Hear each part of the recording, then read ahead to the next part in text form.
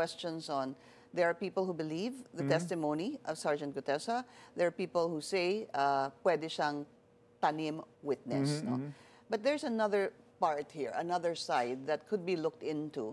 These two individuals that have been mentioned often in the hearings, si Mark and Paul. Paul and Mark, no? And yung Paul and Mark, sigurado... Ito po yung for context, supposed to be tao ni Congressman Zaldi. Hindi supposed to be. Ako na nagsasabi sa inyo, yung si Paul tsaka si Mark, tao ni Congressman Saldi ko yan. Kasi yung dalawang yan, may mga times na kung may kailangan sa akin, may mga text message sa akin yan. So alam kong tao yan. Though I think I've never met them personally.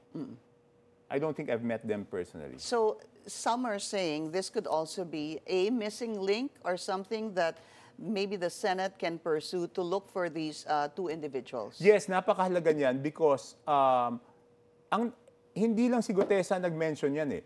Pati si Engineer Alcantara, remember sinabi niya, doon niya binibigay sa dalawang taong yun eh.